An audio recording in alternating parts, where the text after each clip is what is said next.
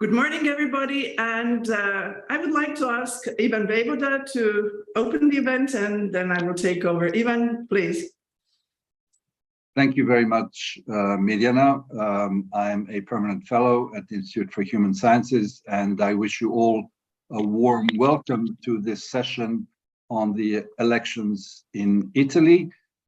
This is a joint project of the Press Club Concordia, oldest press club in the world, of the Forum Journalismus und Medien in Vienna, of the Erste Foundation, and of the Europe's Futures program based at the Institute for Human Sciences. I'm sure we will have a very interesting presentations and a lively discussion about the forthcoming elections. And I will give the floor back to Mirjana Tomic, who will introduce our two speakers. Thank you very much, Ivan. And once again, good morning. My name is Mirjana Tomic, and I work for Forum Journalismus und Medien and Presse Club Concordia, and organize and moderate events on media and politics in Europe, mainly for journalists. Today, we shall have a background talk on the elections in Italy. All indicators say that the far-right Fratelli d'Italia party is going to win the elections. And after the victory of the far-right and right parties in Sweden, I think the Italian elections, which are always followed with interest, will be followed even with more interest. I would just like our two excellent speakers that I will introduce right now to explain to us the context. Why do all polls indicate that the far right and the right will win the elections? What makes these political parties attractive? Is it their program or the protest vote? Some of the protagonists are not even new for the voters. For example, Silvio Berlusconi has been around for quite some time. At the same time, Europe worries about the outcome. Should it worry? Perceptions are just as important as facts. So I hope our speakers explain to us the facts, and maybe EU obligations will stop the future government for radical changes. Maybe not.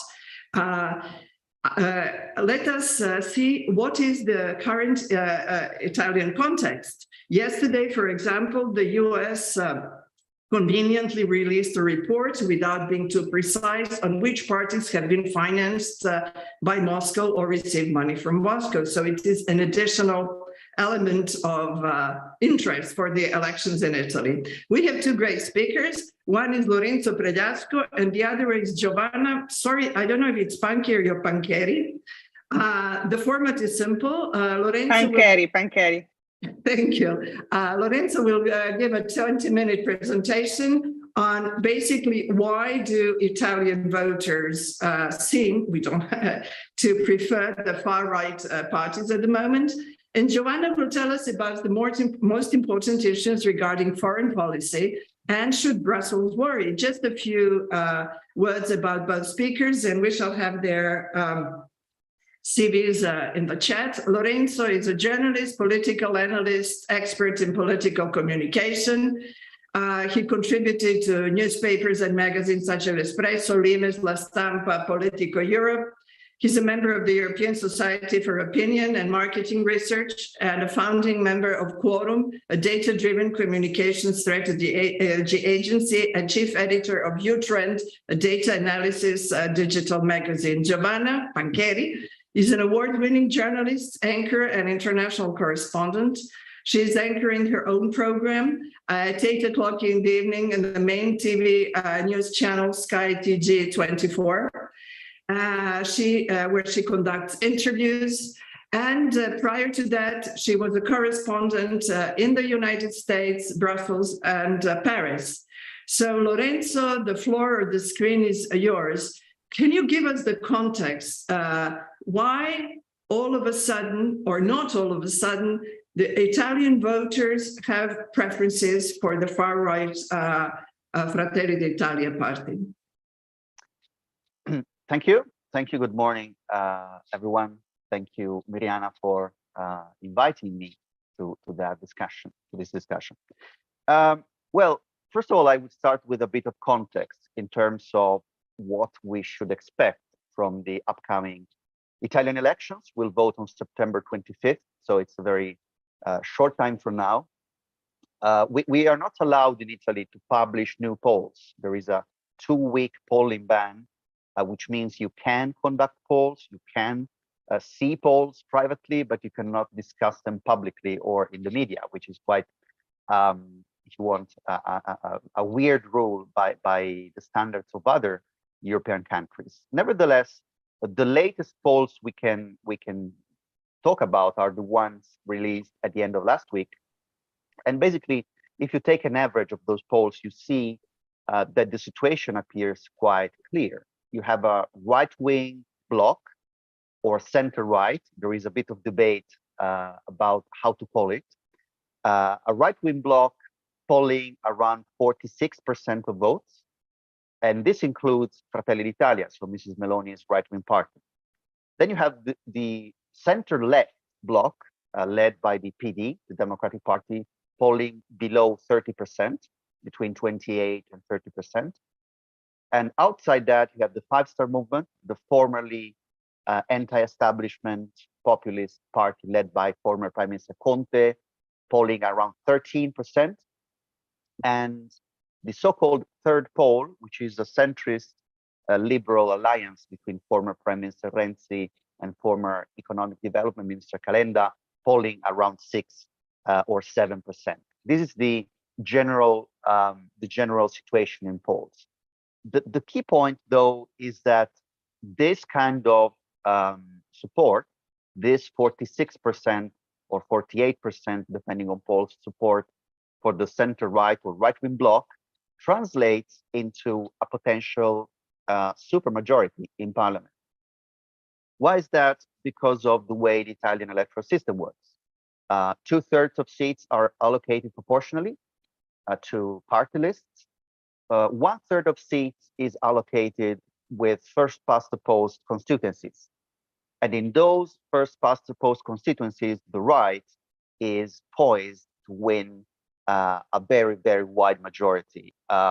According to our projections, our simulations, with the current vote share, they are likely to win more than 80% of those single-member constituencies. So if you add up the first-past-the-post seats and the proportional ones, you end up with something along the lines of 250 seats in the chamber out of 400 and 130 in the Senate out of 200 for the right.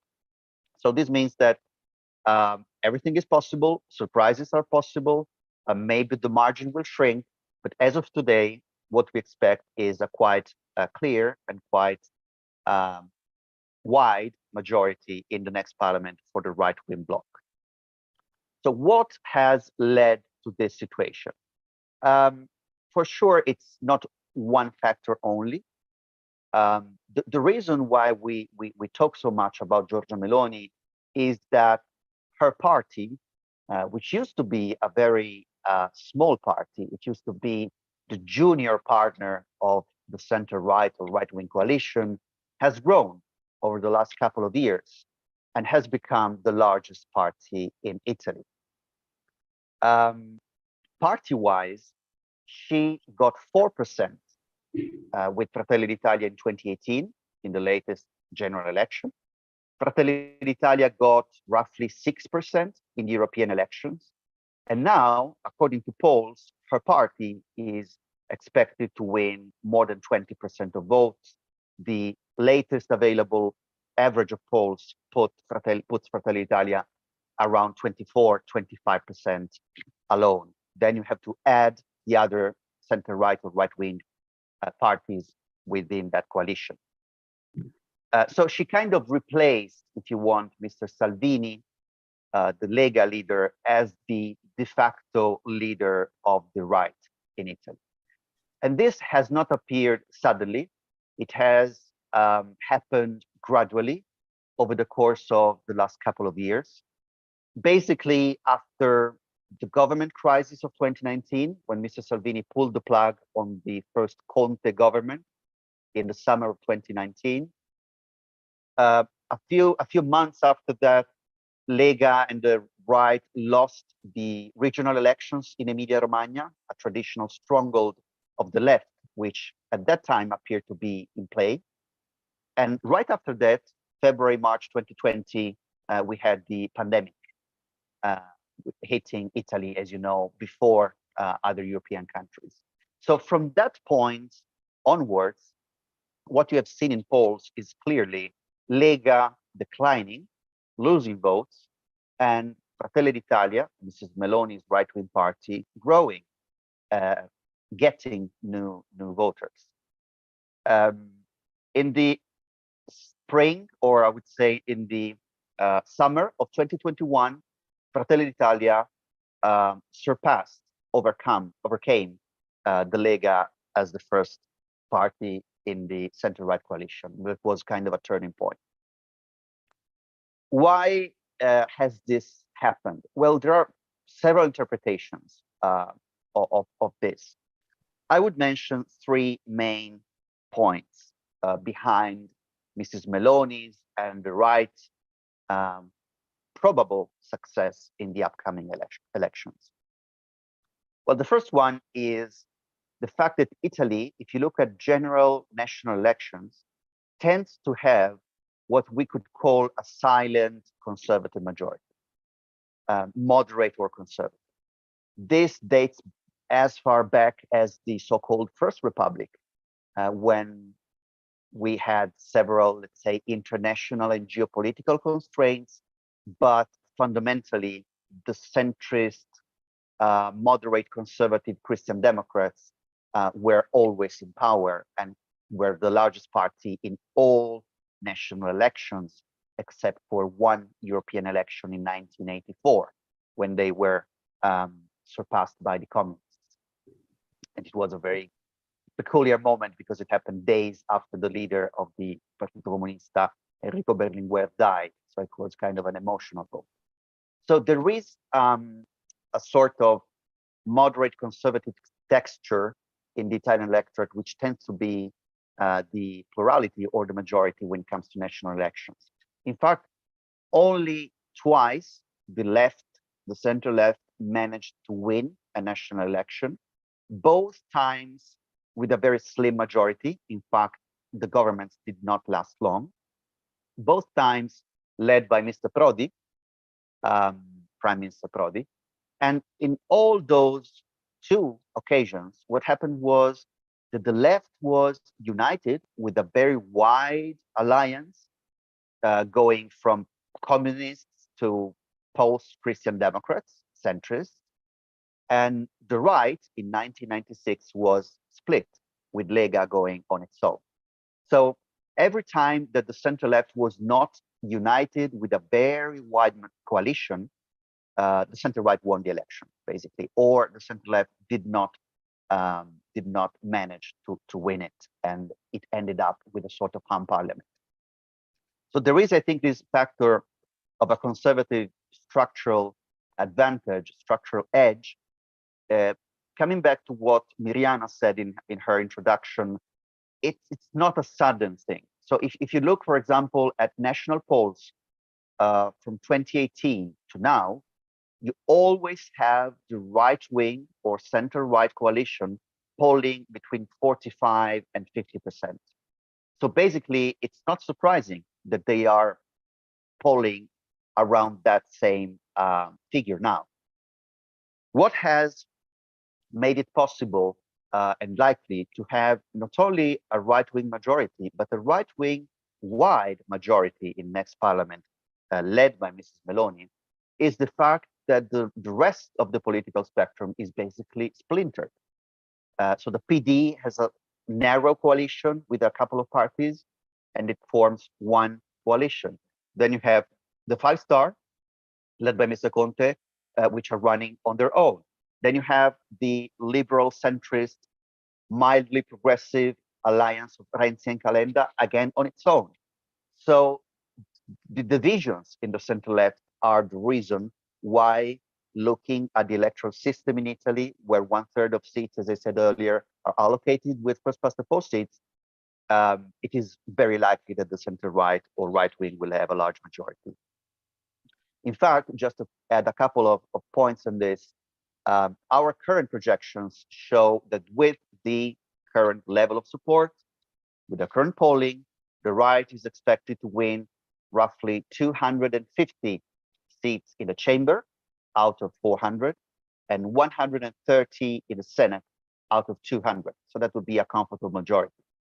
On top of that, I should add there is a slim but not impossible chance of having the center-right, right-wing getting 2/3 of seats. We now estimate this likelihood as a low likelihood, around 10%, but 10% is different from zero, right? So we have a 10% chance of the center-right getting 2/3 of the parliament. What would be the implication of this? Well, with 2/3 of the parliament, you can change the constitution without going to a referendum to confirm the reforms. So that would be an unprecedented size, and that could potentially have very serious implications for the institutions of this country. I would also add that with the current polling, it is quite likely, we estimate around 40% of probability, to have a majority, an outright majority with Fratelli d'Italia and Lega, without Forza Italia, without the moderate allies of the center-right. So this would give Mrs. Meloni and Mr. Salvini potentially a majority on their own, without having to find agreements or have the support of Forza Italia or more moderate parties to back bills or reforms. Again, not the most likely scenario, but around 40% of probability, as you know, is quite a high probability. I would mention two other reasons behind Mrs. Meloni's apparent success in its final segment of my presentation.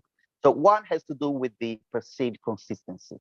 She is perceived as somebody who did not back down from her, ideals, from her values, from her political ideals to get to power at any costs. Why am I saying this? Because basically all the other parties in the current legislature, in the current parliament, kind of switch alliances, basically, change their course. They said one thing about one party one day and the opposite the day after that. And this led to 3 different governments with 3 different coalitions: Conte 1, Conte 2, and Draghi. And basically the only party staying out of this was Fratelli d'Italia, so Mrs. Meloni's. And I think this is perceived as a point of strength among voters. Her consistency, her coherence when it comes to, standing for certain values and certain ideas. And the final point I would mention about a possible reason behind Mrs. Meloni's success is the novelty factor. So as a consequence of the fact that she did not rule the country in this legislature, and that she was minister, but a very junior minister, a minister for youth in 2008 with Berlusconi. But apart from that, she did not rule the country in a significant way. And so she appears to be the new to many voters. Many observers of Italian politics say it appears as if this time it is her turn. After Renzi, after trying Salvini, after trying the 5-star, now it appears like Italian voters might give her a try, might give her a chance, because she was not part of the government in the last 10 years. Just to end on this note, the Democratic Party at the opposite, so the center-left Democratic Party, was part of governments or supported governments for 10 out of the 11 last years. So with the exception of the first Conte government, which, as you know, was supported by Lega and 5-star, with the exception of that year, the Democratic Party governed this country for 10 years in the last 11 years, without winning a single national election. So it is kind of one of the reasons behind probably Mr. Meloni's success and the kind of expectation that people have on her. And I'll end on this, Miriana, because I used up my time. I'll be happy to listen to Giovanna and then to discuss further. Thank you. Thank you so much, Lorenzo. Giovanna, just a second before I give it the word, and then we shall also, of course, have the audience ask questions. I just would like to ask you a few things. You have given us a fantastic framework, legal framework, and the explanations, let's say, of the system. But what type of politics can she? What is it about her politics that attracts people, about her values? Is it that she's anti-abortion, although she says she's not? Is it because she's for traditional family? Is it because she's anti-migration? She has said quite a few outrageous things. Does that mean that Italian voters identify with what her says? If she has the 2/3 majority or not? What are the first policy changes we can expect? What is it that makes her so attractive? Seen from abroad, it's all about xenophobia, and it is not so much what is she for, it's what she's against. Yeah, well, what I'll say an unpopular thing here, that is that people don't vote on issues, or not only. So, for example, if you look at the, let's say, civil rights and abortion rights, the wide majority of Italians is in favor of keeping the current regulations or going further. So there is not a wide appetite for limiting that. And by the way, Mrs. Meloni did not call to change the rules formally. So she said she's happy with the civil unions. She said we need to keep the current abortion law. Then maybe there could be some changes in the application of those laws, but she didn't question the, if you want, settled civil rights in Italy so far. She certainly has a strong anti-illegal immigration message, and this resonates with many voters. This was, I would say, much of a priority a few years ago, and this was one of the reasons behind Mr. Salvini's success. But she kind of, she's on the same page as Mr. Salvini when it comes to illegal immigration. She has a mild Eurosceptic posture, which was moderated in the last few months, and we'll hear from Giovanna on that, because Ukraine was part of that repositioning, and probably her desire to, be approved, to be accepted internationally, led to a certain repositioning in when it comes to Europe and the international politics.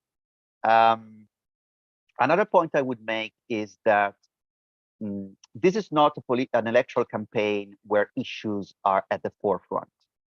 The main point of debate in Italy is the cost of living, energy costs, inflation. But when it comes to energy costs, you don't see clear, different and distinctive proposals by parties. Basically, they all say energy bills should be lower. We should help families and businesses, full stop. They don't say how, they don't say much more. So I don't see it as a campaign about issues.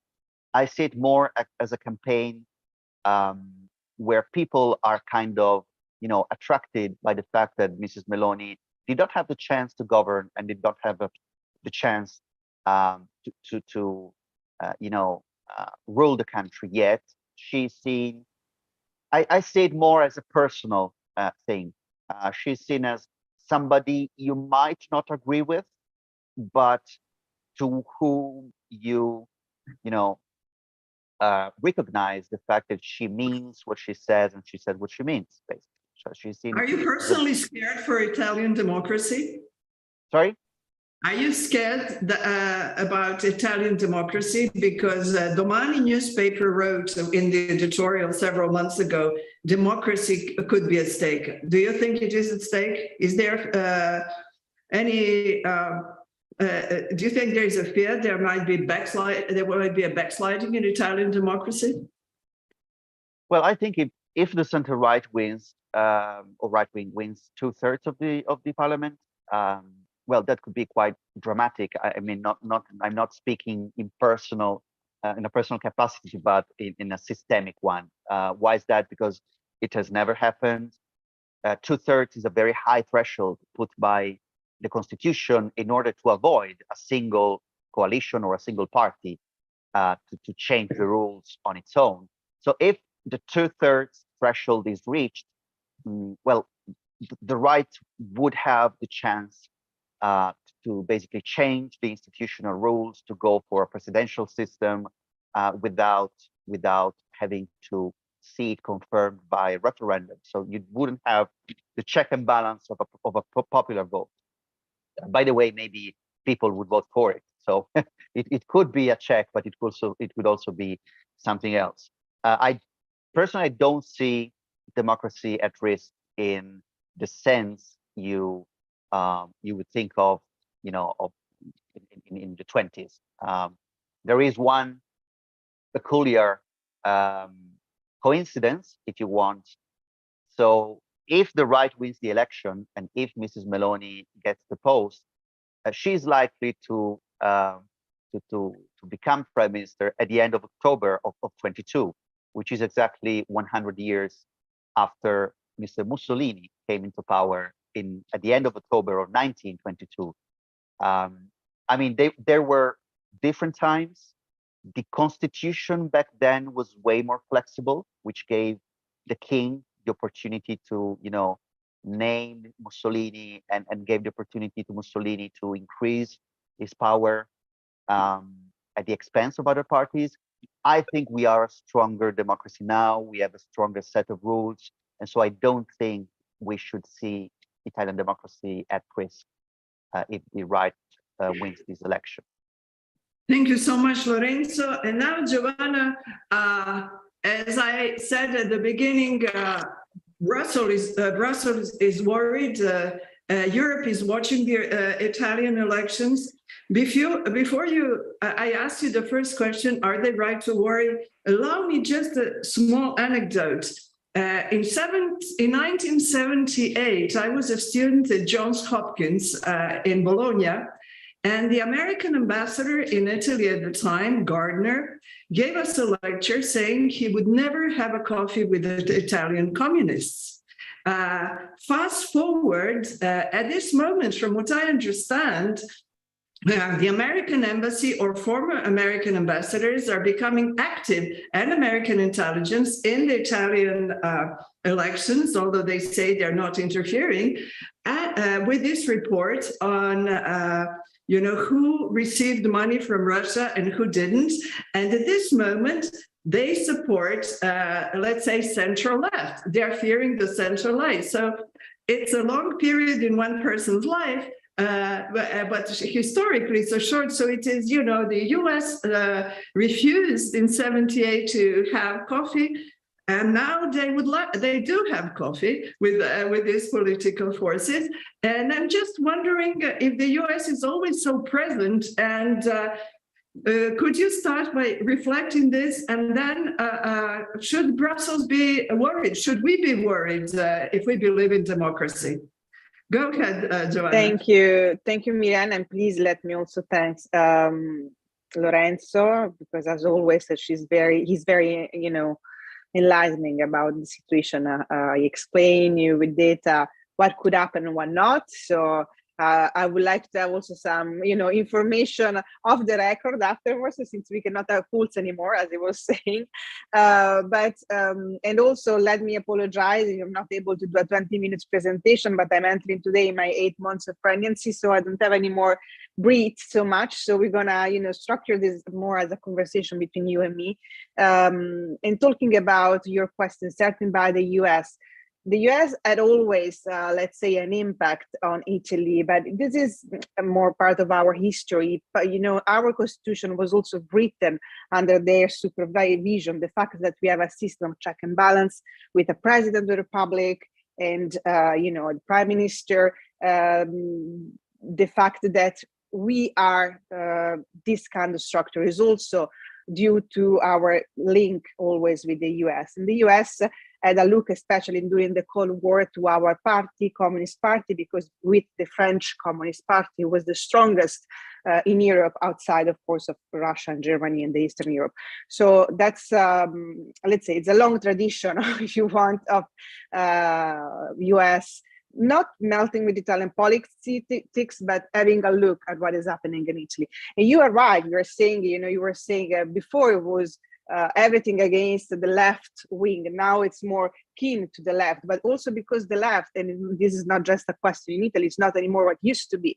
Lorenzo was explaining very well how much now Meloni is attractive also for a kind of population that we were used in the past to see voting more for the left, thinking about blue collars and working class, because they're worried about their daily life, the cost of lights and gas, the inflation, and this kind of issue. If before the working class was looking at the left to have answer, now they're looking at other kind of party, and Meloni this time is the party that they're looking to.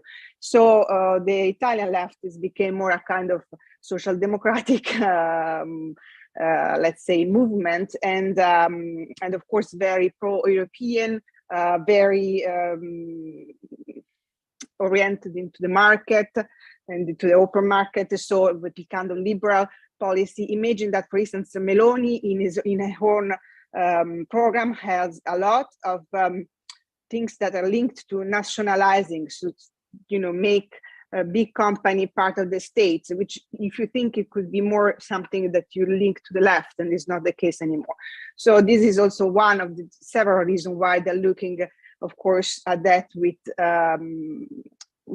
a different position that used to be in the past, but also because, of course, there is all the international geopolitical framework that they're looking at.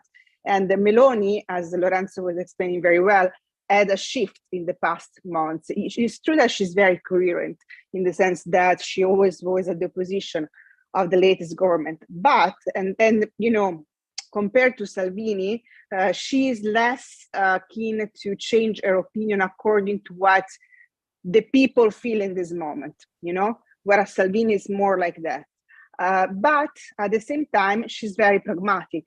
She used to be more in Forza Italia, she used to be a minister there, and she knows, what is necessary to arrive to Palazzo Chigi. And I think she applied that at the international level very well in the past years, also going against her initial policy. If you imagine that until the last European election, for instance, she was not just pro-Brexit, so of course she was looking at the Brexit as a positive thing, but she was also one of these parties that were supporting the idea of Italy going out of the Eurozone. Now is something that she will never say, for instance. She became in 2020 the leader of the European Conservative Party. So she made a shift as well at European level to see, we're like any other conservative European party. Of course, we have, it's not that we are a little bit Eurosceptic. We want an Europe of the nation, but we're not against Europe as we used to be, as you can think. And I would say that about Russia, the change of the shift of position was very fast and amazing, really 180. Because, I took her book that came out just 1 year ago, which is called Io sono Giorgia. It was like a best-selling book in Italy when it came out. Just 1 year ago, she was writing that Russia is part of our system of European values. Russia defends identity, Christian identity, and fight for a fight against Islam, fundamentalism, Muslim fundamentalism. So it's like Russia is part of us, is what we are. We recognize ourselves in the Russian value. If you ask about, I did, she was my guest just the week before of Russian invasion in Ukraine. And I was quoting that because already we were talking about what Russia was going to do. And I was tell her, so you would write the same things today, just a few months after your book come out? And she was like, no, of course, there is, everyone can change opinion, especially if Russia behave as we didn't expect Russia to behave. And she was leaving at that point for the US, where she was supposed to speak at the CPAC, where she had a very strong speech against Russia, but very pro-Trump. That was another thing that now with this administration is looked not so positive, of course. But she really changed not just completely her position, but she was active on supporting the action of Italian government against Russia on sending weapons to Ukraine. So she was coherent in that once she shifted completely position. In this, on the other hand, I'm going to your second question. It makes me think that maybe it's obvious that Europe is worried, but maybe there is not so much reason to be, in the sense that I think that she really have the need to make an impression.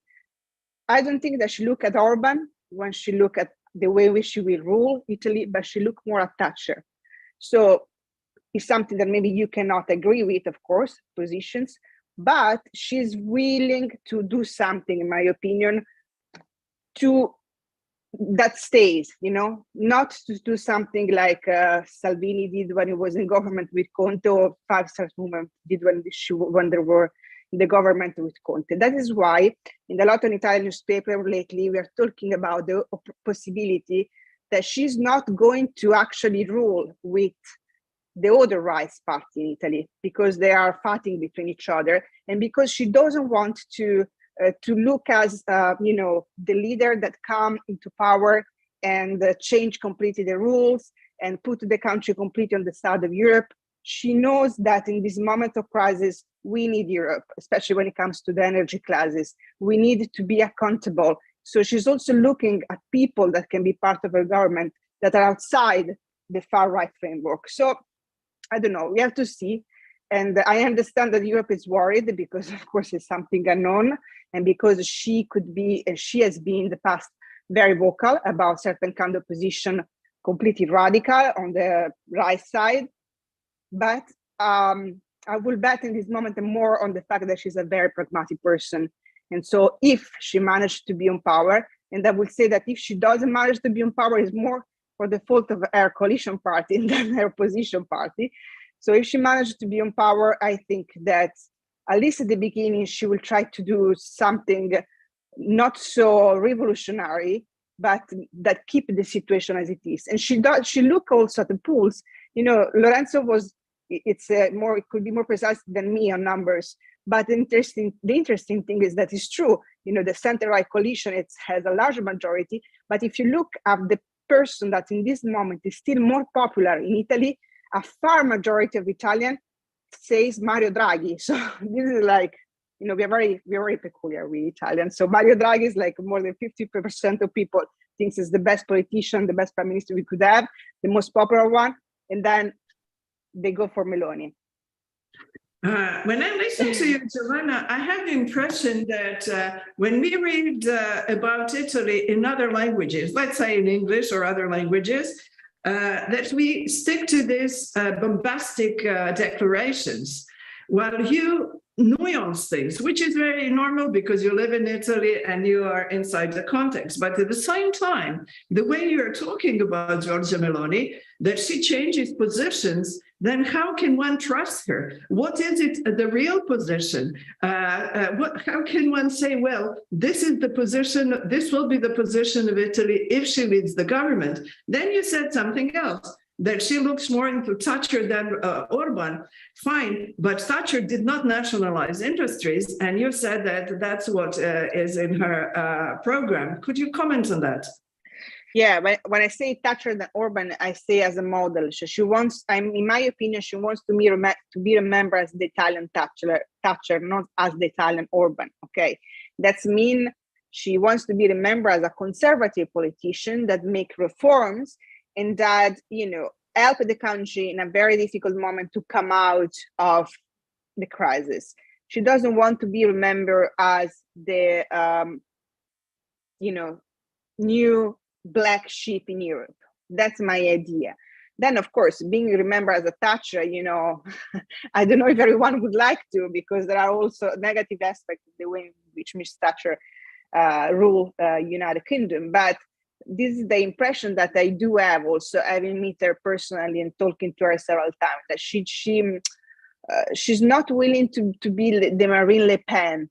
Okay, she really trying, especially in the past months, to be considered more accountable. The way in which also she speaks about, our Atlantism and our attention to the United States, and the fact that our coalition with the United States is something that will never gonna be put on a stake. Certain kind of signal that she's trying to send about, for instance, the Italian debt. She has some partners in her coalition, like the Liga, that he would like to do new debt. You know that we have this little problem with the public debt in Italy, to do new debt in order to overcome the energetic crisis that we do have right now. And she's very cautious on that. She's like trying to stop Salvini in this behalf. She's saying, no, this is not what we need to do. Why? Because she's also very aware, I would say, about something that in Italy we already lived in the past. You were asking before to Lorenzo if he was worried for Italian democracy compared to what had happened 100 years ago. And I agree with him that Italian institutions are stronger than used to be, but also we are part of a global system right now. We have seen what is happening in Italy in 2011, when at a certain point, the speculation against our country make President Berlusconi to resign. So if our, let's say, spread goes to up, if our inflation rate goes to up, if our debt became something that is not sustainable anymore, there is no prime minister that won election that can stay in Italy. It's obvious that it's going to be a kind of speculation against our country, against our public debt, and that's going to be the end of every kind of political government. So it's, I think she's trying to navigate this very difficult scenario, and she knows that being radical is not the right way to lead the ship. Well, just a couple of follow-up questions, and then I already have somebody who wants to ask a question from the audience. Well, what I understand you're saying is basically that the European institutions are limiting her maneuvering space so that she cannot be too radical. That's one question. Second question is, we are focusing this discussion on her as a personal, but she's not the only politician in Italy, and she's not the only one in her government. To what extent everything that you're saying now about her and her attitude can be influenced by her coalition partners? And third, is from what you're telling us is that also from the economic point of view, the investors should not be worried because it is business as usual that will be in Italy. Whatever that it's not. I'm not saying that investors should not be worried, but I'm saying that inside their coalition there are different, positions on that. Salvini, it's willing to go and place again on that, and that is going. It would make our country weaker compared to the international community and to the international investor, of course, because you already have a big debt which is not sustainable anymore. She's more likely to say, no, okay, this is not the way that this is not the path that we should undertake right now.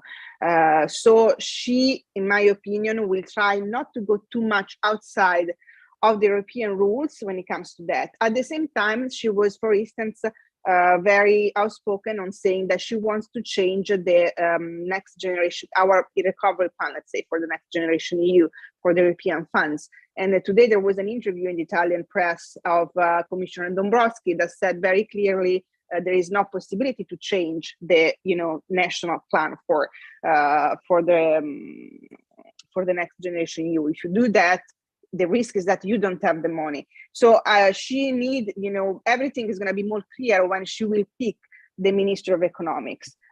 There was the possibility, one of the person that we were talking about a lot was Tremonti, that used to be minister during the Berlusconi government, that he's also very next to Lega, but apparently she's not willing to put someone like that. And she's thinking a more technical expert and figure. So,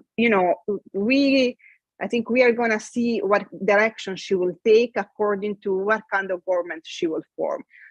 Imagine that one of the names that came out, even though apparently is not available to do so, it's Panetta, who is the Italian member of the ECB board. So someone which is completely not far right, which is completely pro-Euro and pro-Eurozone and pro-European rules. So that's why I'm saying that she's aware that there is a risk that not Europe, but international investor can bet against Italy if she goes too far away when it comes to especially public finance. So let's see what she can do, also according to the results of the other party in the coalition. Because if Forza Italia, it's a for sure a party, it's part of the European People Party, it's a party that I would say that doesn't want to go too much against the European rules, that is more moderate inside the coalition. Lega is not, and so it's a lot is going to depend also on the relationship between the three parties inside the coalition. How many votes Meloni will have, how many votes Lega and Forza Italia will have. So really have to look at the numbers, as Lorenzo knows very well, on the 26th, to understand what kind of direction she can take. Thank you so much. I have the first question. Christina Bohmer, please introduce yourself, and then we shall go to Georg Klausenberg. And then Christina? Yeah. Hello. I'm very sorry, but my camera is again on strike, so you will just hear me. Thank you very much for very interesting information. I would like to ask one. Christina. My name is Kristina Bohmer. I'm a journalist from Slovakia, and I work for a newspaper called Deník N. I made an interview with Lorenzo 2 months ago or one month ago. Hello. I would like to ask one question. Mirjana kind of touched this question because you asked about the other coalition partners. I would like to ask about the rest of the party, the Fratelli Italia, because as you said that Meloni, she's okay with civil unions, with abortions, as she said.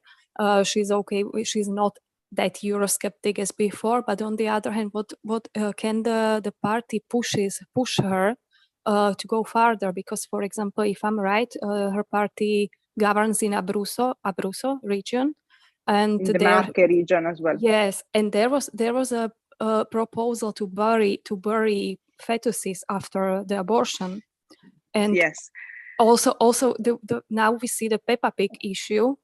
Can they push her to go farther in human rights? That's a very good question. Who is going to reply to this, and then we go to Georg, and then please go ahead, Giovanna. No, I think this is a very interesting question. It goes to another big problem that she has. She's missing completely a kind of establishment of her party, people that can actually then be appointed in a government role. She's missing this kind of people. She has, apart from few figures in her party, she has a lot of very radical person inside, her movement and the party. She used to be, and she still sometimes is supported by neo-fascist movement that she refused. She say, no, this is not anymore what we are conservative, but it's a fact, they're there. So it's obvious that, she could be, let's say, influenced also by this side of not just party, but her electors, I would say that is also why, for instance, when she was recently speaking in Turin, if I'm not mistaken, again, she was talking against Europe, saying when we're going to be on the Palazzo Chigi, the fun is over for the EU. She also has to see, how to catch this kind of voters, and how much she will then, going forward in supporting too radical position. This is to see, because It's also true that at the same time, everyone in the party recognized her leadership, the fact that she brought the party from the 4% to maybe, I don't know, 26, 27%, and that she's the one that needs to give the direction. So we will see what happens. And of course, there is going to be a change of tone, that I can assure you, on certain kind of civil rights. We have seen that with the Peppa Pig issue, as you were saying, that is ridiculous, part of our, electoral campaign in such a moment of crisis. I don't know if all of you are aware with the fact, but Peppa Pig, there is an episode of Peppa Pig where now a friend of Peppa Pig has two mothers, and the Meloni party said that it shouldn't be broadcast because it's too much next to the gender theory. So I'm sure that it's going to be a cultural kind of change in the RAI, in the public television. We're going to see more and more this kind of message put through. But, the Generation Z, which unfortunately is a generation that doesn't vote, is very distant from this kind of message. This is more a message for the old Italian population.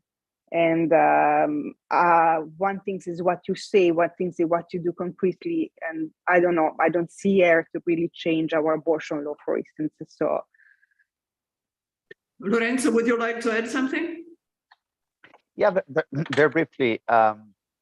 I think much of this comes down to the fact, as Giovanna said, that Meloni is quite a pragmatic person.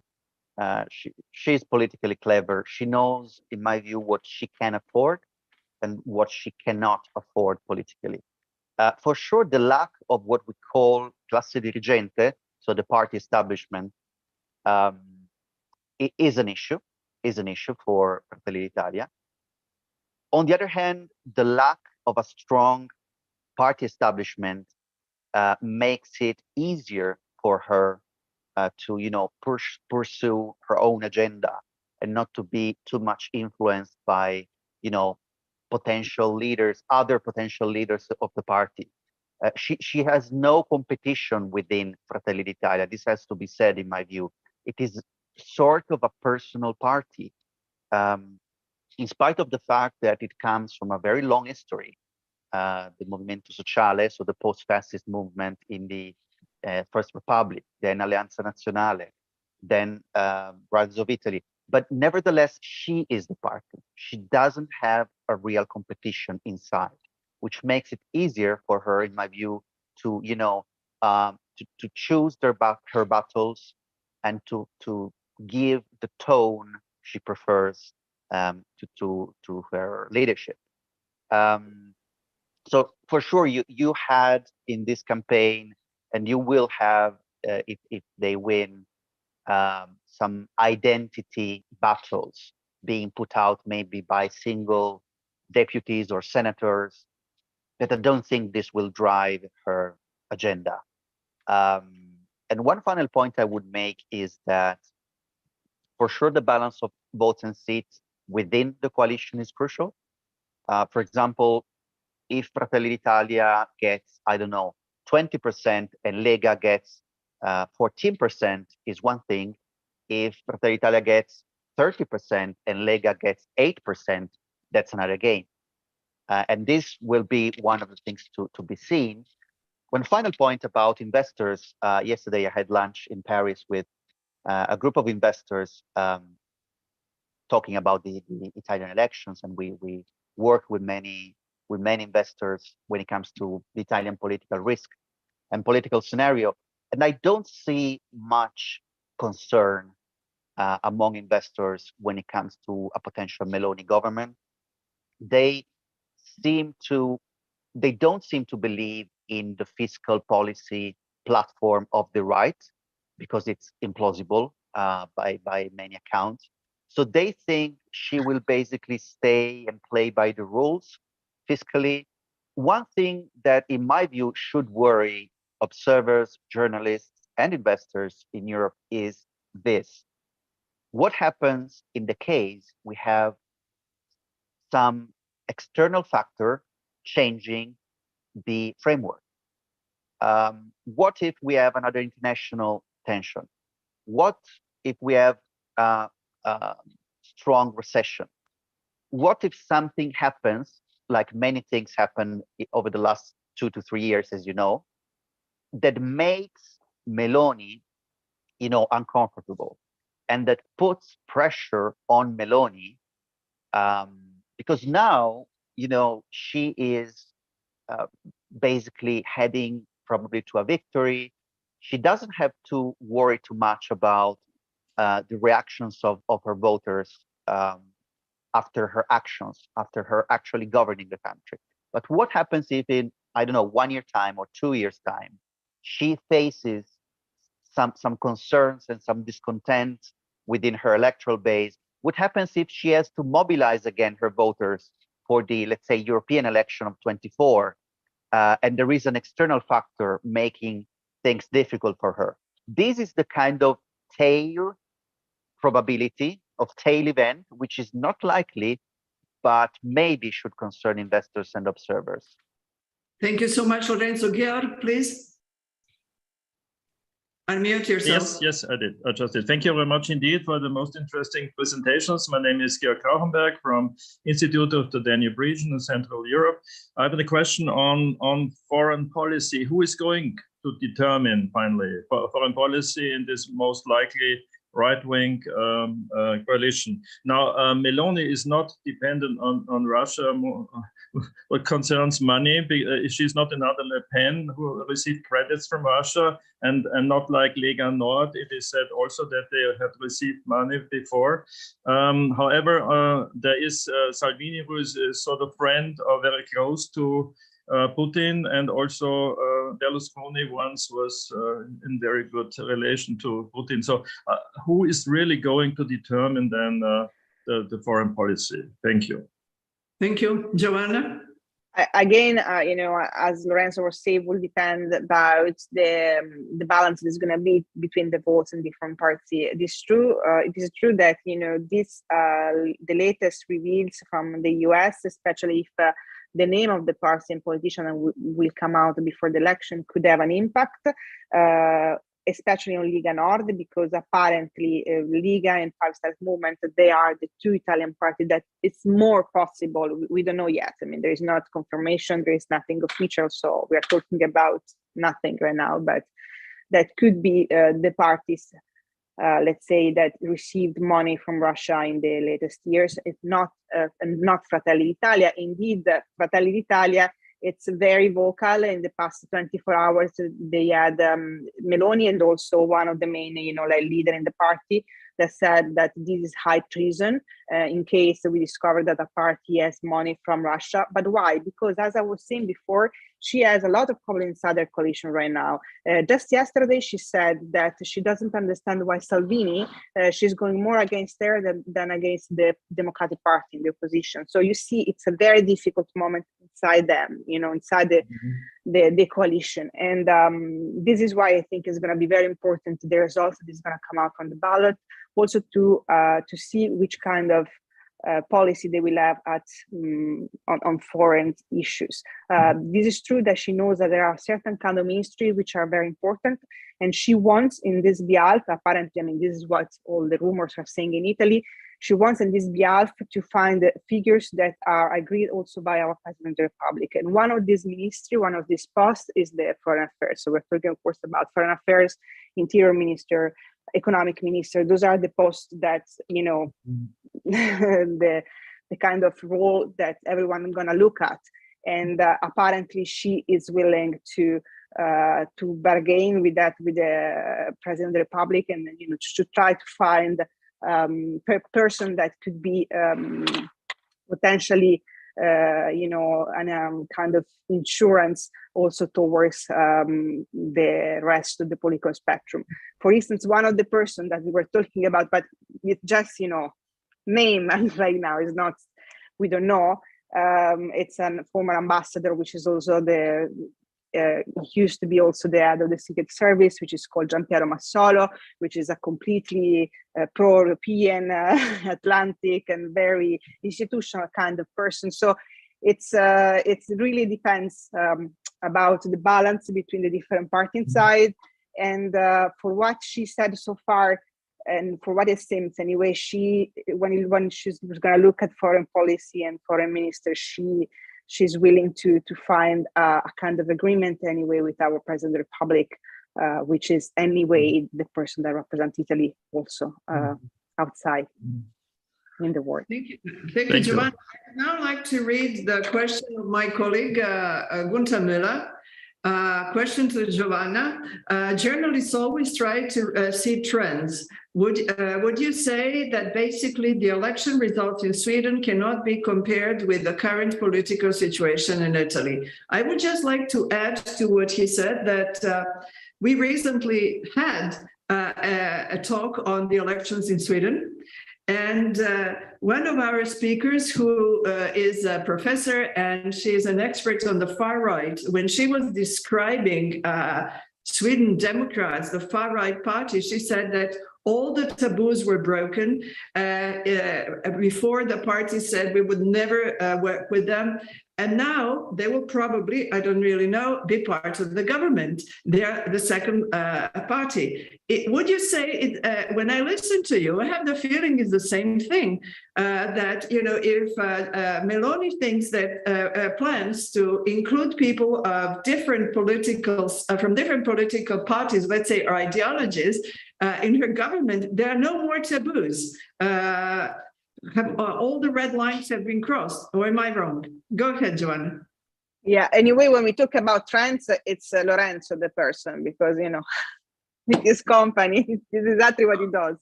Try to see and foresee the trends.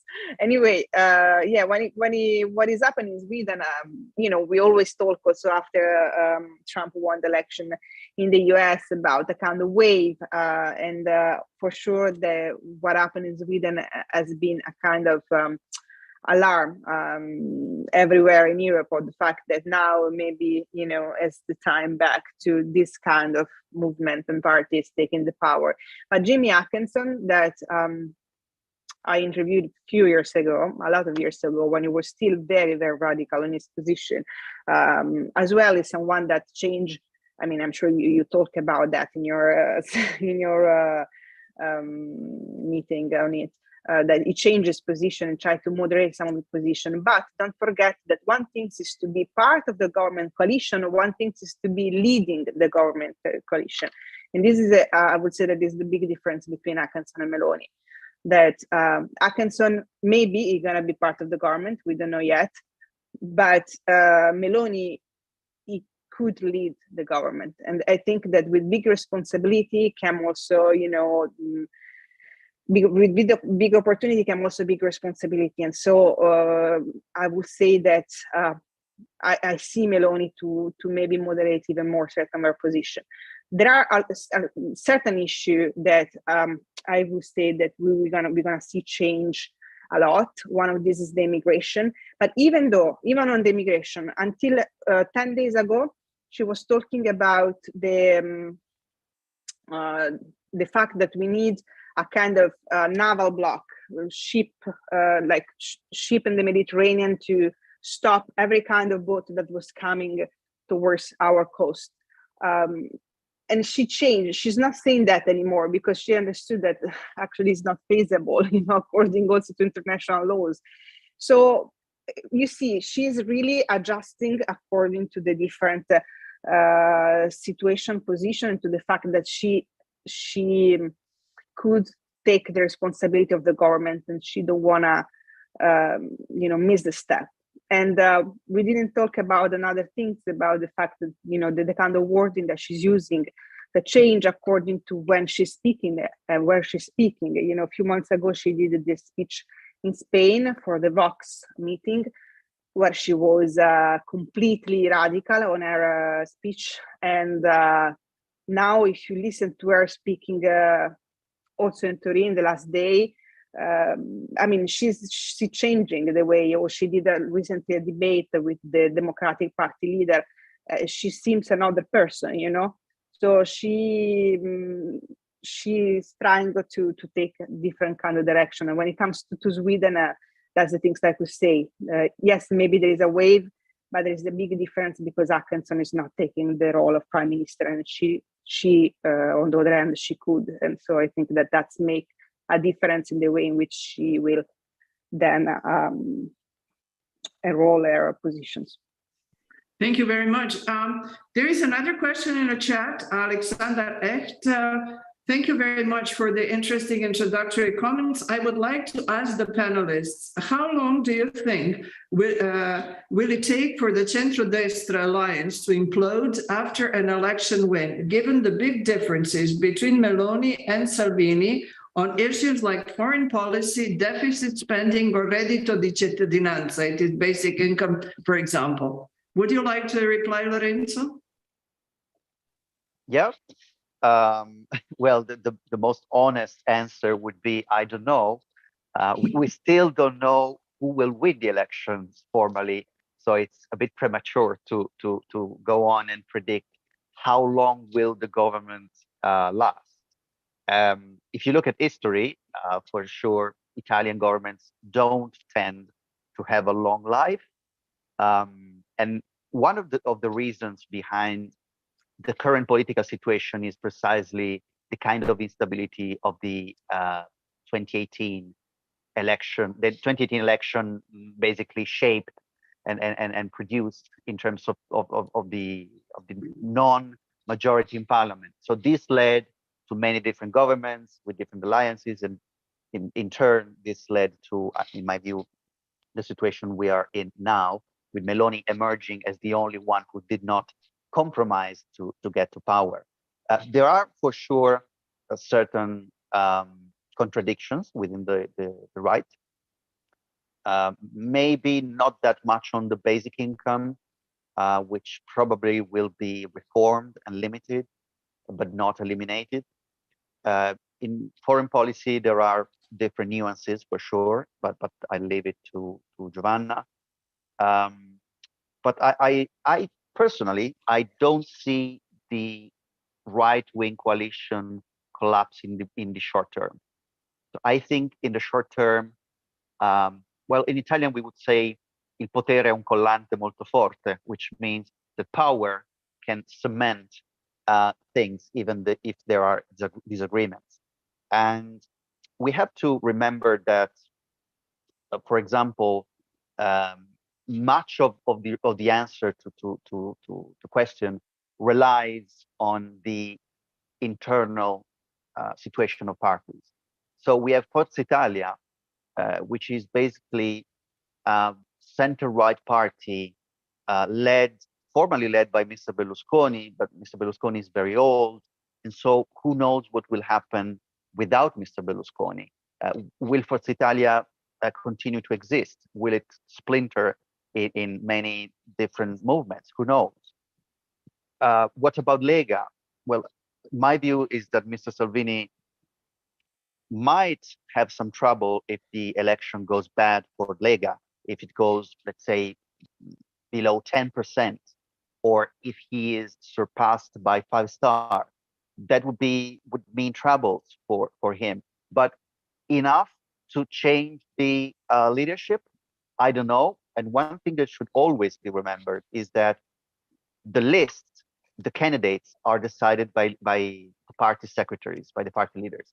So Mr. Salvini kind of put his people in the lists, his people in the district, and so the next parliamentary group of the Lega will reflect his leadership, not somebody else's leadership. And this is usually very, very important when it comes to, potential change in leadership. What if Salvini still has 90% of MPs? Will this make possible a change of leadership? For sure, but it will be difficult.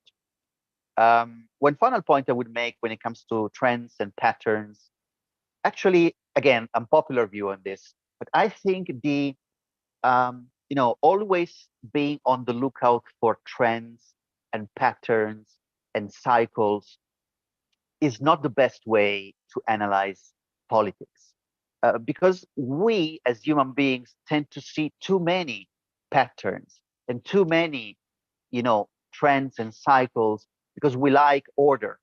But politics is usually disorderly, especially in some countries like ours. And so the moment you say we are in a new phase, we are in a new season, this is a completely different pattern, this is a completely different trend, we've seen this with the pandemic, then maybe 1 year later, you see populists or sovereignists getting back to the center of the political debate. And one final thing I would add is we said that populists were basically dead in Europe. Now we are seeing some signs which go against that pattern. And the final point is that cycles are very brief, at least in Italian politics. Cycles of leadership are very brief, and often they're not even consistent. Giovanna earlier was mentioning that in polls, Draghi is the most liked politician, but at the same time, Meloni is the most liked party leader, and she is poised to probably win very substantially the election. So how can these things stay together? Because voters see Draghi as, you know, somebody with international credibility, something which Italy needs now. But at the same time, maybe much of those people who like Draghi say, okay, now we have to vote. And among the possible options, I prefer Meloni over the left. So even the nature and the concept of cycles and patterns and trends, in my view, needs to be discussed, to be questioned, especially in Italy. Thank you, Lorenzo. Are there any other questions? Because I always have them. I don't see any hands. Well, before someone raises their hand, I have a couple. Well, first of all, we've been speaking for 1 hour. We have 20 minutes left about the right. What does the left offer? Do they offer anything? We have not even talked. We haven't talked about them at all. Who votes for them? That's one thing. And another thing, Lorenzo is an expert in political communication. And I would say there are some trends, Lorenzo, and that is that all the rules are broken when it comes to what we can say publicly.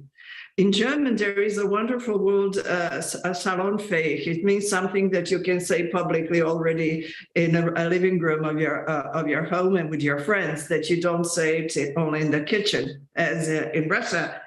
In communist times and now. So now everything seems to be accepted. You can be anti-immigration and say it so openly. So would you comment on that? And before either of you answers my question, Ivan, please add your question and then they can catch on all of them. Thank you very much for these fascinating presentations and discussion. I had a question about expected turnout in the election. Is it going to be as usual in Italy? What is the abstention rate? And in particular on the youth vote, where does the youth vote lean towards, if there is a trend in that? And secondly, I'd like to quote our dear friend and colleague Ivan Krastev, who in the many elections that took place in his country talked about the phenomenon of the casino voter. So one government didn't satisfy them. They tried the color black, they tried the color red, they tried the number 7 or the number 13.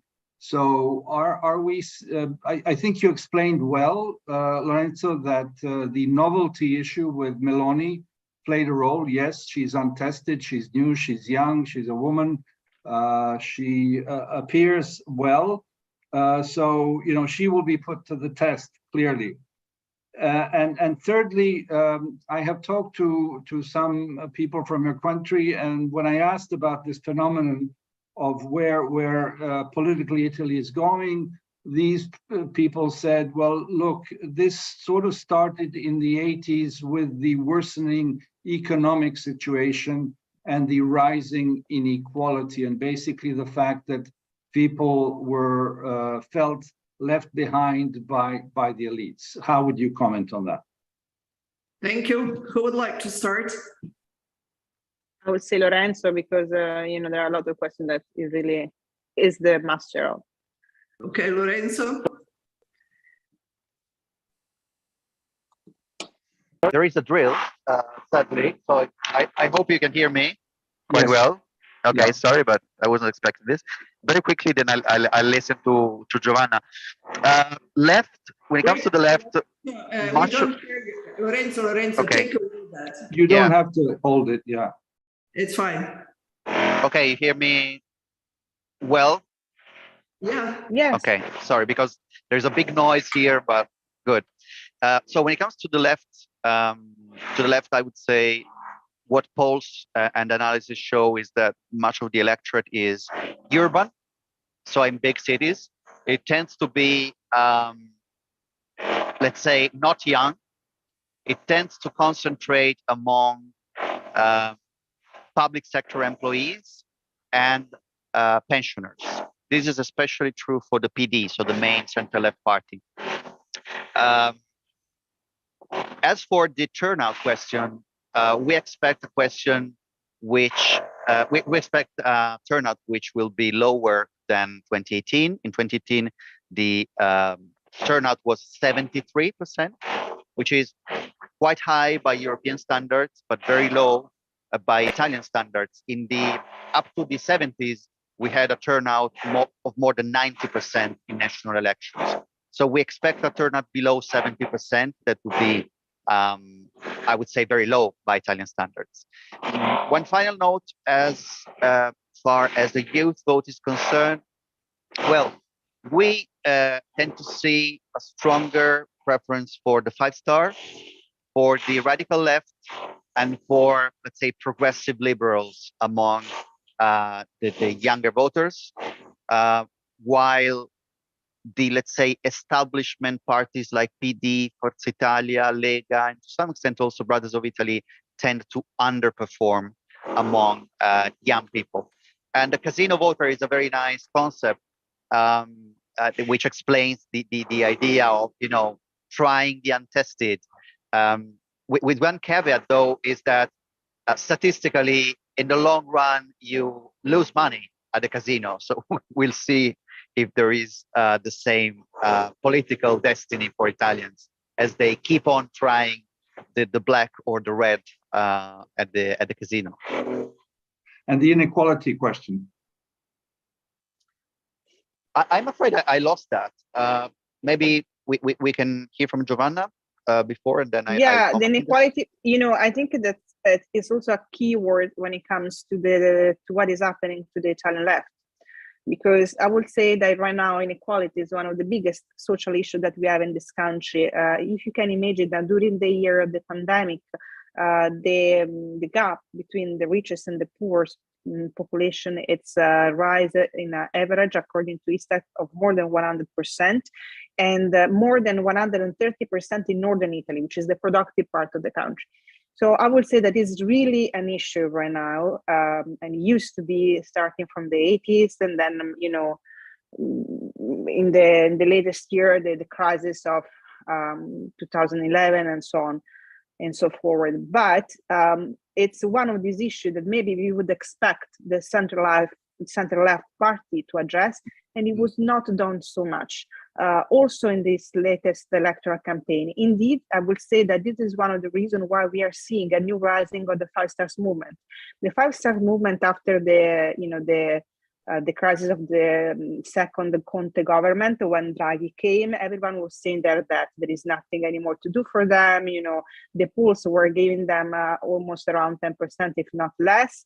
And everyone was thinking that, you know, 5 Star, they just implode, they cannot exist anymore. But what Conte is doing right now is to address an electoral campaign a lot on the reddito di cittadinanza, so this kind of minimum guarantee that is given to the poorest people.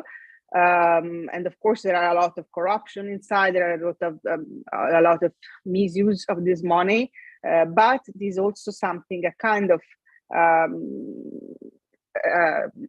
politics that helped during these years of pandemic, a strong part of the population, especially in the south.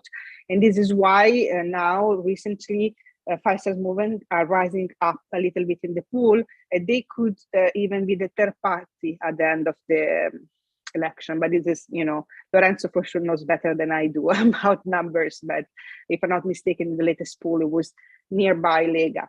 So inequality on the other hand is something that maybe the left he didn't think too much, he didn't take care too much about.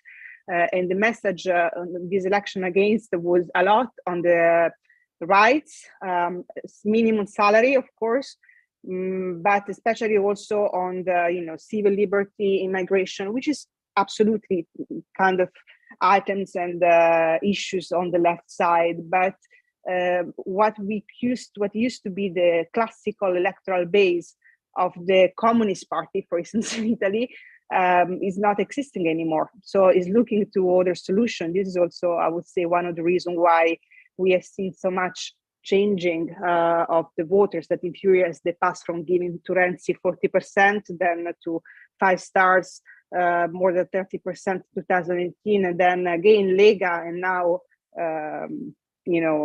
Fratelli d'Italia. So this casino votes, I would say that these are votes especially of the blue collar working class that are looking for someone that give answer to their demands when it comes to inequality. Thank you very much. Do you expect protests during this winter? Protests against inflation, high prices, against energy prices, or in favor of?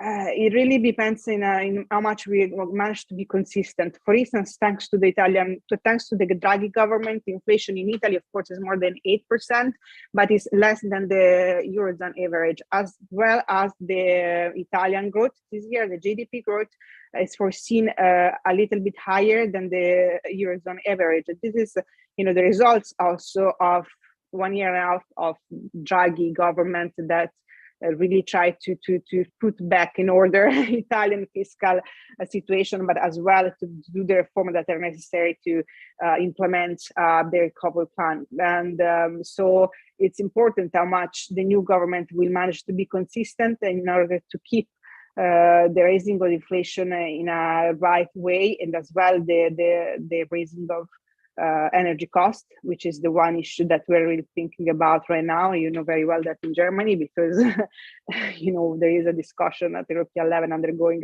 especially on the price cap for gas. So I would say that it really depends about how things is gonna go in the next few weeks and months, if you're gonna see protests or not. Thank you. I don't know if Lorenzo has another idea on that, but yes, well, Lorenzo. I actually don't know whether there will be protests. What I can say is that for sure energy costs and inflation are at the top of mind for voters, and this is the first time we've seen that, because usually the top priority for Italians and Italian voters was jobs. So again, the economy, but mainly jobs. If you look at recent polling, you see that the number one concern is inflation and energy costs. Actually, this is very consistent with the fact that many Italians are families and businesses are seeing energy bills, which are 5 times last year, 4 times last year, or even more. So this is quite dramatic, especially on the one hand, for businesses, especially energy-intensive businesses, and for, let's say, poor or middle-class families. So I don't see if this will lead to protests, but for sure it is the top concern for people in Italy now. Thank you very much, Lorenzo. If there are no more questions, I would like to thank both of our speakers, Lorenzo and Giovanna. And what Lorenzo just said is, let's say, an introduction for our event that I would just like to announce here. That is on the 26th of September, and it is in person here in Presse Club Concordia, although we shall also have it online. And it is about Europe's hard winter and economic, energy, and political impact. We shall open with Joseph Stiglitz, Nobel Prize laureate, who will give us an overview. And then we shall have speakers who will discuss in different European countries who will benefit from this hard winter. And at the end, we shall have speakers who will explain what to expect on the energy market and what are the challenges of green economy. So my colleague put the program in the chat. I thank everyone once again, and well, I just hope that democracy wins in Italy. We all hope the same. And as we say, arrivederci. Arrivederci, Yeah. just Ivan, e a presto. Ivan? A presto. No, just to say a big grazie to Lorenzo and Giovanna. This was really a formidable discussion. We really learned a lot, even those of us who follow Italy from abroad, as Mediana said, so extremely helpful and useful.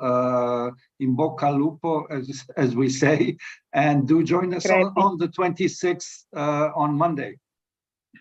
Okay. Grazie. Thank you. Okay. A presto. Grazie. Grazie.